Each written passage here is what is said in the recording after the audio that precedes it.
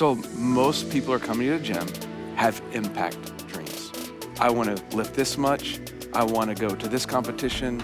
I want to look like this come summer. What's way more important is who do you want to be? And I want to be the type of person who stewards the body God has given me, and I can be fruitful for the rest of my life. That's an identity. So that's not about how much I can snatch. Now, in moments, do I keep adding weights? Of course, because it's fun, right? Yeah, because we're humans. That's the good part about it. Yeah. Welcome to Fitter Every Day, the show where we break fitness into bite-sized bits to help make you fitter every day. We are here actually with a guest of the Fitter Every Day podcast, which is actually a member of North Ankeny CrossFit. Believe it. Pastor Brent Minter. Welcome. Thank you for taking the time to be on the show with us. Oh, you're welcome. Welcome to our house. I'm usually in your house. Yeah, So. we managed to find ourselves at a much different soundstage, a much more professional soundstage. Yeah. So some people may or may not know. I don't know how often you broadcast it, and because, first rule of CrossFit's always talk about CrossFit. Yeah. So I don't know how often you, when you're doing sermons, people know about that, but you have actually been a member of a CrossFit for a fairly long time. Yeah. How did you get into it, and sort of how long have you been doing this? Because we've known each other for a long time. Almost a decade now. Yeah, that's fact. So I have been doing CrossFit nonstop for 9 years this month. Oh, congratulations. Happy Thank anniversary. you. Yeah. So 9 months. I started in January like most good CrossFitters, right? I got there. I think it's a fun story how I got there because it started when I still lived in Texas, and we had some friends, and they were L1 certified, and they just invited their friends to the garage. So for about 2 or 3 months before we moved, we went interspertly to their house and just did some garage workouts and loved it. Like group fitness, I talk too much, you appreciate that. It was like, it's fun. And so we really liked it. We moved to Iowa, kind of forgot about it. But this is how it became a fixture in my life. My father got really sick. Okay. And he got sick basically because of his uncontrolled diet and lack of discipline. And so I was about 35 years old when that happened. And my dad got sick. He was in bed for 18 months. He eventually passed away. In the midst of all of that, Carrie, who's also, you've known her just as long as you've known me. Yeah. That's your wife? That's my wife, yeah. Brent's wife. So she looked at me, and I think verbatim said these words, but it wasn't cheeky. It was just honest. She just said, my dad's sick, and I was 35 years old, never worked out, never lifted a weight. I was not a sports person. I was a musician, band nerd, choir nerd. And she looked at me and she said, so when are you going to start taking care of yourself?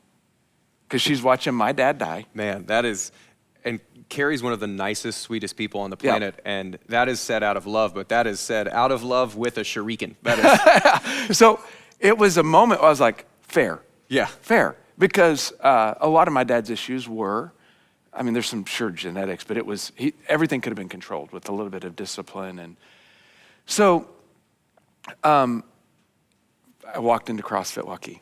Yeah. And so I knew that I loved CrossFit, and I knew that would jumpstart it, and I knew it was like every day. I knew I loved so that was 2014. It would have been January or March? January 2014. Okay, so that you actually preceded me in being there. So I started at CrossFit Waukee in what would have been August of 2014? No, August, September of 2014, right after I'd gotten done playing. And so I was the director of operations at CrossFit Waukee starting in 2014, and that was like 2 months after I had started doing CrossFit. They said, all right, here's the keys. Go ahead and run it. Yeah. So that's where it started. And I walked into the gym. You need to know this. Like, no body understanding, no athleticism. I'm not an unathletic person, but there was no training, no weightlifting. Weak. I was a band nerd. So I didn't come with anything. I think in the long run that's helped because I didn't wear my body out in high school. I think in the long run that's a good thing. There's no bad habits we had to unlearn. No, but I didn't come in with a sports background. And so it's been a journey for me, and that's 9 years. So we were at Waukee until 2016. We moved to Ankeny. It was really easy to move.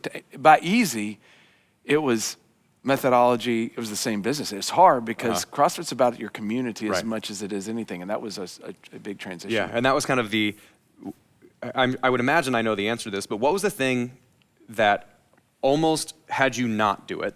Which I would imagine Carrie saying, You gonna take care of yourself? Yeah. I would imagine that's a pretty easy, all right, well, I gotta do something. Yeah. But I would imagine there are also times where you almost wanted to take the off-ramp. What kept you in it? Yeah.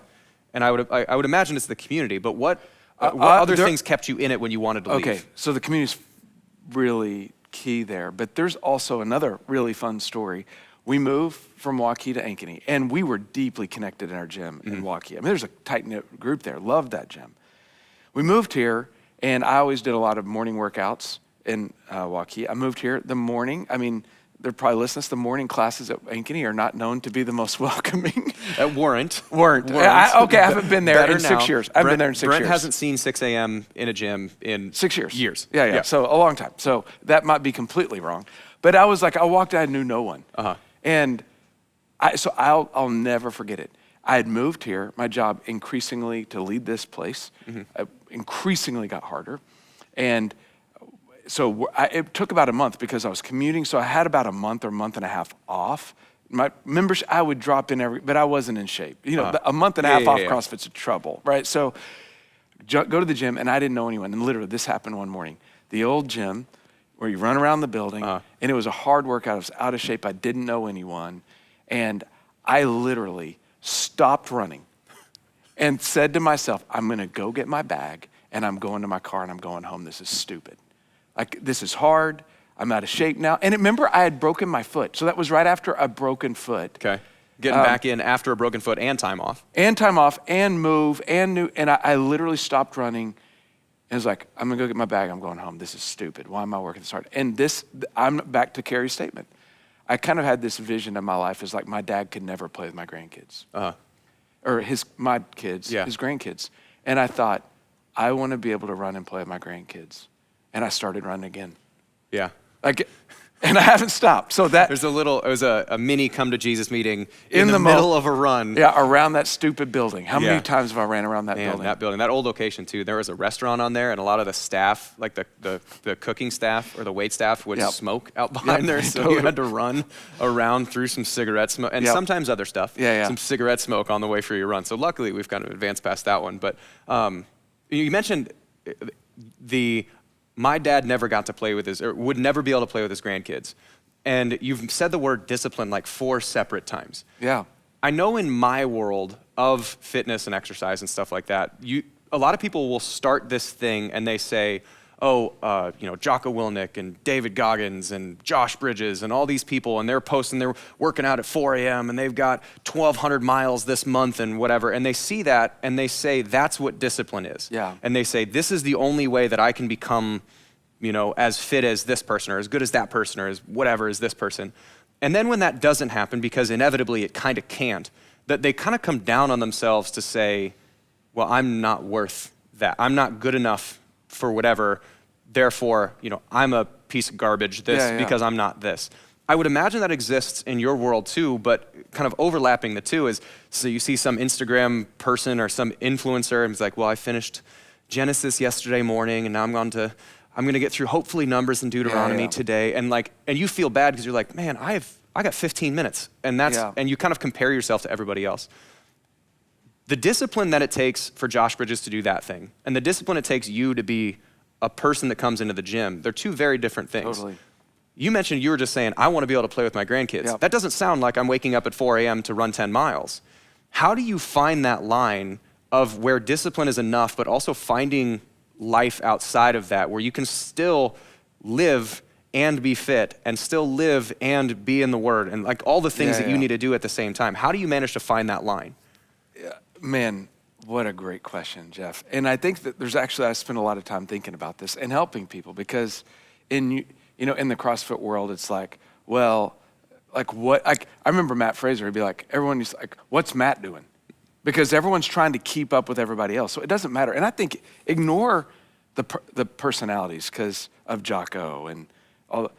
It would be so easy for me to walk into our gym and compare myself to everyone else in the gym because there's guys that are way better and there's guys that are way worse. In fact, one of my hacks is every now and again go work out at 9:30 because I think I'm awesome at CrossFit.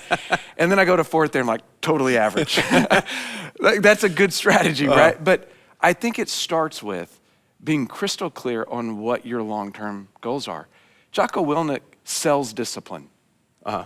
That's what he sells. Yeah. And by the way, go read his books. Extreme Ownership is one of the best books, Fantastic. most important books I've ever read. But he sells discipline. Josh Bridges was a Navy SEAL. They trained to live.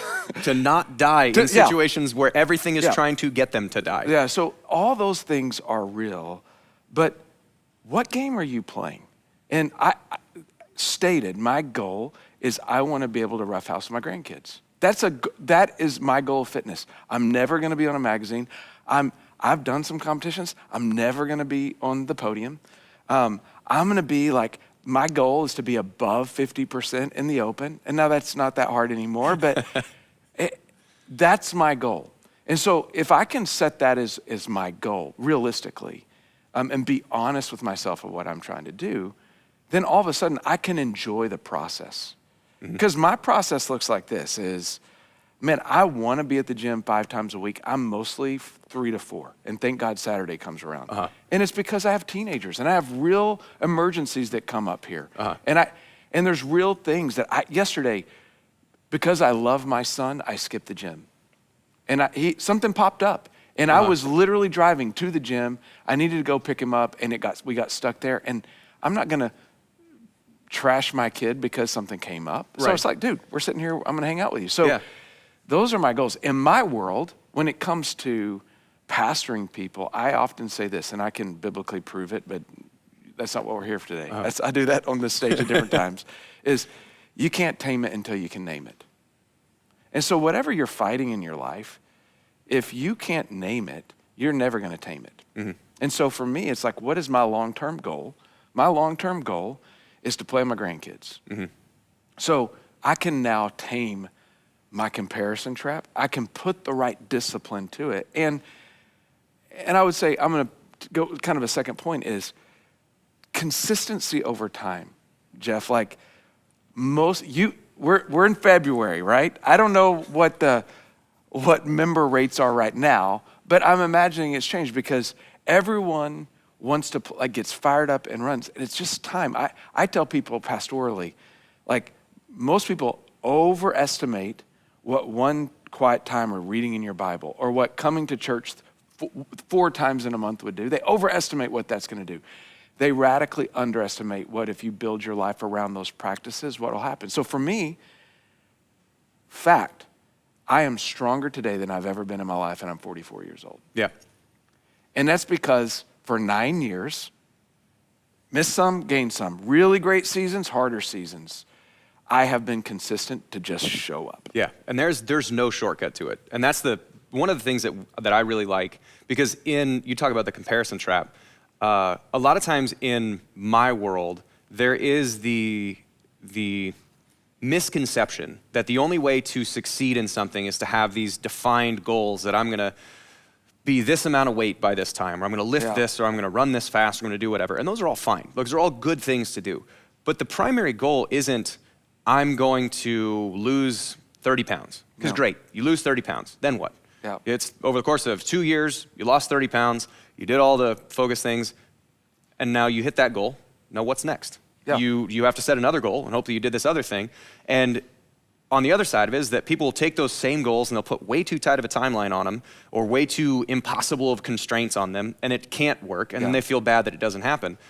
The only way to make anything happen substantially is consistent effort over time gives you a result. End of story. Yep. There is no shortcut. There is nothing else to it. Yeah, I've been working with a coach, and he gives 2 definitions. He goes, what's an impact dream in your life? But then what's an identity dream in your life? So most people are coming to the gym, have impact dreams. I want to lift this much. I want to go to this competition. I want to look like this come summer. Those are impact. Those are outcomes. But listen, what's way more important is who do you want to be? And I want to be the type of person who stewards the body God has given me, and I can be fruitful for the rest of my life.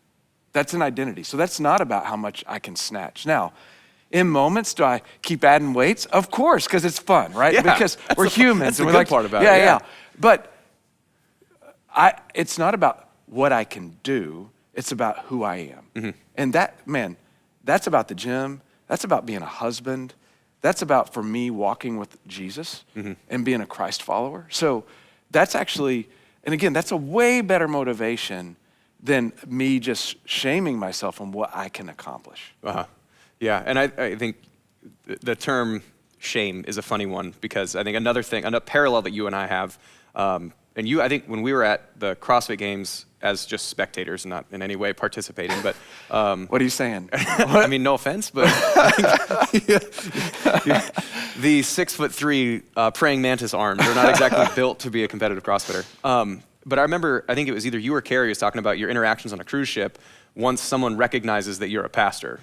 I think you can probably tell the story on that one, when you're interacting with someone, but it's a similar thing. Yeah, I think, for me, conversations change when you find out you're a pastor. Because everybody's like, oh, well, my cousin or my sister, or their language immediately changes, and that's not the intended consequence. Does that make sense? Yeah, That's a normal thing. Yeah, it's just saying, like, all right, you're having a conversation, 10 minutes, talking about your kids, talking about cruise ship, or talking about exercise or whatever thing you're doing, and then you go, oh, so what do you do? And I'm a pastor, and everyone kind of straightens up. It's a little taller.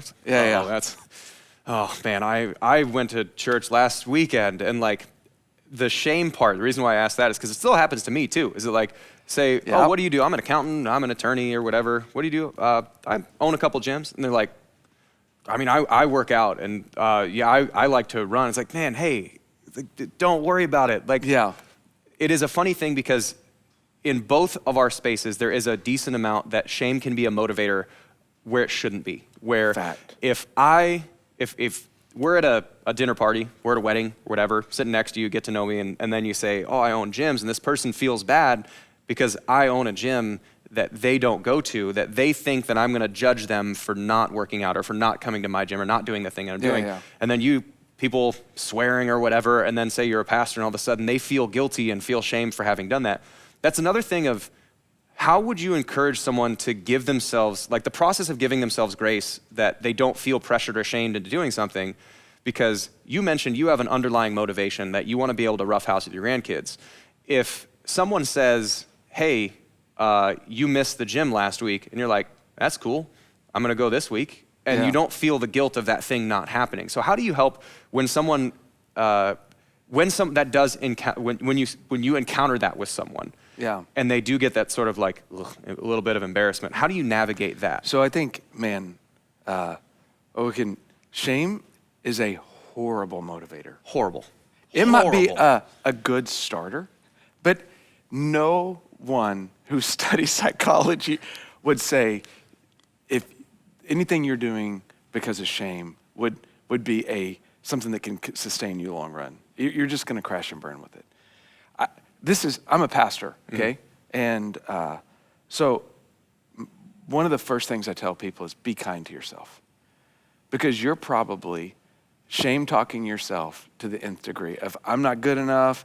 Like, this is CrossFit. You'll see grown men like not do as good on a workout as they think they should have, and it wrecks the rest of their day. And on the other side of it, they have this expectation, they don't meet it, and then there's the other side of it, which this one is when they have no expectations at all, and then meet those zero expectations, and watching that from the outside, that's one of those situations where you go, man, I wish that you were nicer to yourself. Because imagine, this is a Ben Bergeron concept. Ben Bergeron's a famous CrossFit coach. He's coached a couple world champions, and one of the things he's said is, choose the voice in your head. And if that voice in your head was an external person, and that person had a megaphone, would you like that person? If the voice in your head, in a workout specifically, or if you missed a class or whatever, and that voice in your head is saying, you piece of garbage, what a stupid rep that is. Why would you, too lazy to get to the gym today. Imagine if instead of the voice in your head, that was a person standing next to you, talking to you. You would never hang out with them. You would never hang out with that person. And you have more control over the voice in your head than you think you do. Is if that voice happens, just tell it to shut up. It's much more difficult than that to control your brain, but that concept of saying, if the voice in your head was a real person, would you like that person?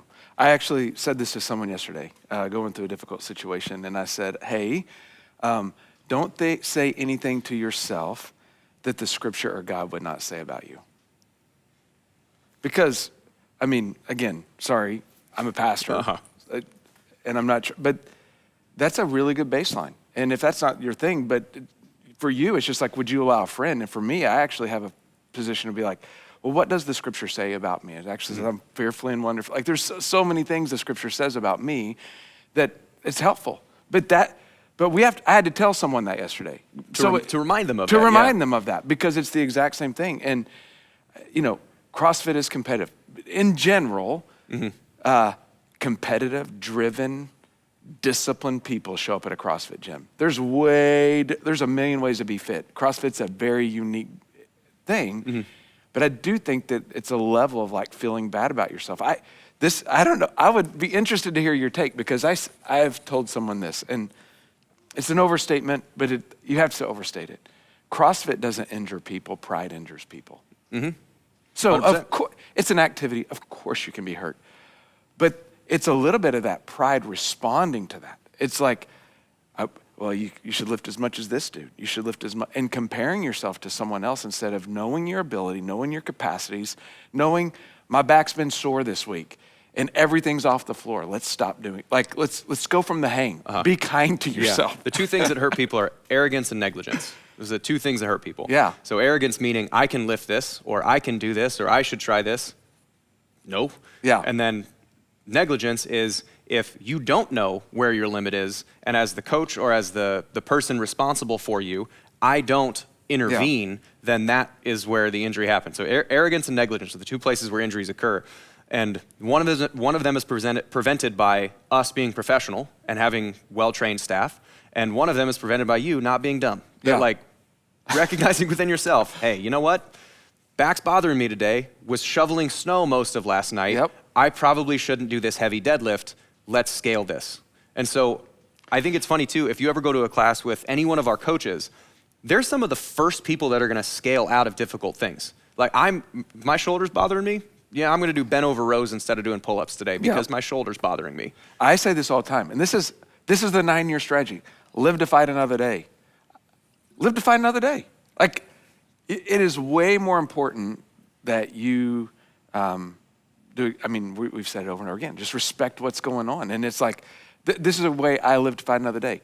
I will never RX anything on Saturday by principle. That's a good rule. That's a good rule. It's just like, it's Saturday. It's 8 a.m. I'm just moving. No, I'm not gonna do it. I gotta go to the grocery store after this. This is really not that big of a deal. So I think the last thing that I wanted to kind of go over with is, you mentioned a lot of times how you've used the term discipline. We've had a whole conversation about discipline. How has the practice of exercise, CrossFit specifically, generated discipline, challenged your discipline, and translated your discipline to other fields? How have those things occurred within the field of exercise that's benefited somewhere else? There's the two most consistent practices of my life that would be like me, of course, eating with my family. That's what I'm talking about. Like, just personal practice is reading my Bible and praying in the morning and going to CrossFit. If you want to do it in 9 years, it's not even close that those two things. And actually, discipline begets discipline. That's a fact. And so sometimes you need to show up to either one of those places, and it actually helps. But it's significant, because I think one of the things I really love about CrossFit is any given day, one of the harder things I can do in a day is do the workout. That's especially true as you start CrossFit. I remember thinking, nothing I do today is gonna be harder than what I just did at the gym. And I think early on, because I feel like the first hurdle you need to cross at CrossFit is to realize you're not gonna die. Because your first week or two, you think that there's a real reality that you might pull the paddles off the wall and revive me. We check them every year, just make sure we got them. But I'm joking, kind of. Yeah. Like, soreness happens. When our goal, and we did an episode with getting someone started, and Sean's goal is like, my goal is to make sure that you are not sore. And he was like, okay, check that you are reasonably sore. Yeah. That you're not laying on the ground gonna die. It's just that you can leave here and go, I probably could have done Your more. heart has never beat so hard. And so even if you're not sore. Like just your aerobic capacity is so challenged so quickly. And we're not used to CrossFitters find that hard line and learn to operate there. Most people go there and pull back. And so that's the first step. But learning that you're not gonna die is really important, because you're gonna face a situation at work, whether it's a project that is beyond your easy capacity, or you have to have a conversation with someone, or you're in a season of marriage where you just gotta work at it. Learning to do hard things and being comfortable with hard things, I think that that's a superpower of CrossFit. Because you're like, every day I'm gonna show up where most people wouldn't do this, and most people think you're stupid, and you just do the thing. And so for me, as a dad, as a husband, as Keystone, I mean, Keystone has, when I got here, it was not the size it is today, of growing staff, raising a lot of money for a building, lots of complexity here, lots of it. And I have a daily laboratory to know how to do hard things and not let it make me stop. You know what I mean? Yeah. Except this salt bike. Like that's the Echo bike is even worse than the assault bike. Yeah. But there was an episode we did back with Isaac, and one of the things we talked about is the Native American proverb that a child talks to his grandfather and says, I had this experience happen where a friend of mine violated my trust, and I felt so angry that I just wanted to hit him. And I didn't, and what should I feel? And the grandfather said, it's like there are two wolves inside of you. Yeah. One is full of immediacy and anger, and everything in it is telling you to react and do the thing now. It's the easy way out. And then there's the other one. And that other one is where your logic lives. It's where your appropriateness lives. It's where delaying the gratification of the moment is. And the kid goes, so which one do I feed? Or which one, what happens? And it says, the one that you feed grows. Yeah. And so it's that feeding the wolf is, I let a decision of, I could take this rep off, I could go a little bit easier here, I could skip the gym today, I could whatever. I take that easy decision and I compare it against the other one to say, it's only one more round, or it's only 5 more reps, or it's only 200 more meters, or it's only whatever it is. I'm gonna push for this other one. And that's just feeding, it's that wolf that does the right thing. And pretty soon, not only are you feeding this one, you're starving this one. And that the more you feed the wolf of making good, challenging, hard decisions, the easier that practice becomes. And now, in order to find food for it, you have to do harder and harder things. And I don't mean that in a negative way, where you're seeking conflict. But then when the moment comes where you do have to have a hard conversation with staff or with a family member of saying, hey, the way that you're carrying yourself, I don't like, and whatever. That's a really awkward, weird conversation. 100%.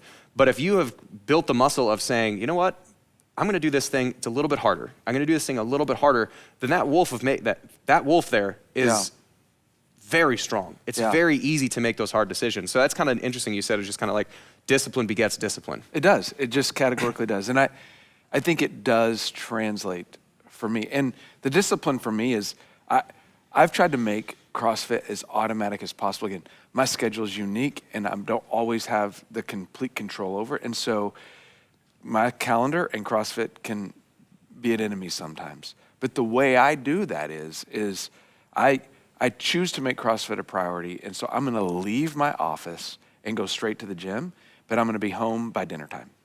So that 4:30 is like magic hour for me, because it lets everything go, but I'm gonna go and do the thing. And so again, it just pays absolute benefit.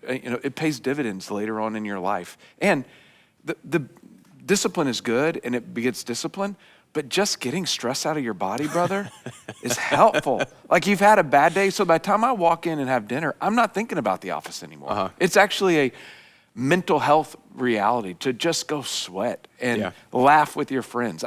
CrossFit's PE for adults. Like, just categorically what I want to get that on a t-shirt. CrossFit is PE for adults. Isaac, get after that, bro.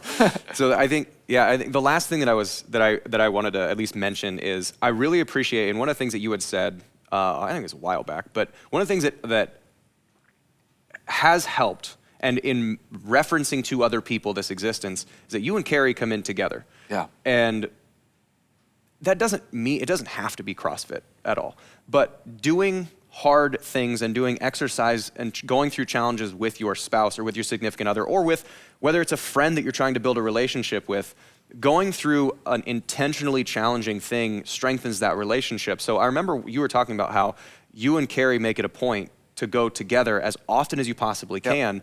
One, because you like each other, but two is just because there's a distinct utility in doing challenging things together, because then you both have that frame of reference to say, you know what, we conquered this thing, let's go conquer the next thing. Yeah, there's so many benefits. I've said the couple who CrossFits together stays together. I don't know if that's true, but it's we can say it. A few things it does is it creates the days that we can't go together. Hey, how did the workout go today? And we know what we're talking about. So there's a natural conversation piece almost every day. There's also a level of, we know the same people. It's really helpful. It's inspiring to see your spouse murder a workout. Like, it's like, kill her. Yeah. Right? And then there's also the humility of like, that's not my wheelhouse, that's your wheelhouse. You go, right? I know where we're partnering. We are nonverbal ninjas when we're doing a partner workout, because I know her strengths, she knows my strengths, we know when we're doing things. But Karen and I have recognized this. It's not just CrossFit. When we do things together, we're better. And I get it. Like, I think 10 years ago, if Carrie would have said, we're going to do this together, she'd have laughed, because she loved to work out. She was a sports person in college. And I've been like, yeah, I play the guitar. Leave me alone. So that wasn't always a thing for us, but it really has been a deep joy. And we always usually get Saturday together if there's not kids' activities. But we try to work out as much as we can. And there's just a commonality that's really helpful for our marriage in that. Yeah. Well, I think that's all the stuff. I guess the one last thing would be, if someone's nervous to start or someone's nervous to keep going, what would your advice be? Because you've given this advice to several people, because some of your team comes in now. Yeah. I guess, what's your advice to someone who is, if they're nervous on starting a new thing, whether that be CrossFit or going to a gym or whatever, what is that thing that you would say that kind of gets them over the hump? Yeah. Do what makes you happy. I mean, in two senses. Well, Jeff, there's so many things I could say. But don't fall into the ditch of, well, CrossFit is for X. Because I think of like the Kaisers in our connection group, a little bit old, or not in our gym, a little older, and they come in and own it. Own it. Like, it doesn't look like a person who lifts a lot of weight and they're on the TV. So just go in, and if it's enjoyable, keep going. But just do something. And I am an evangelist for CrossFit, but I've learned to say the gym instead of CrossFit so I don't get harassed mercilessly. But prove to me something else that works. Like, what do you do? What do you do? Go to the class. Because I'm confident. I don't care where you're starting. It can benefit you. And so if it's not that, then do something. But the longevity of your life, again, I have a theology of that. I've been given a body to steward. And so for me, I'm going to steward that. Like, Jeff, look how skinny and lanky I am. Like, no one's going to look at me and think, oh my gosh, right? So I don't have the aesthetic need in my life, but I do have a stewardship that I want to be available for whatever God would call me for in my life. And I'm going to steward that. So do something. And I promise, CrossFit, if you have a bad misconception, get over it and try it. All right. Well, appreciate it. Thanks for taking the time. Thanks for having us into your house. Yeah. You're very welcome, man. All right. Thanks for tuning in to Fitter Every Day. For more information on our programs, locations, or any of the content that we have to offer, go to www.goldfinchathletics.com. And if you want us delivered directly to your mailbox, go to the newsletter tab while you're at the website. For any information or links mentioned in this episode, check the show notes. We'll check you next episode.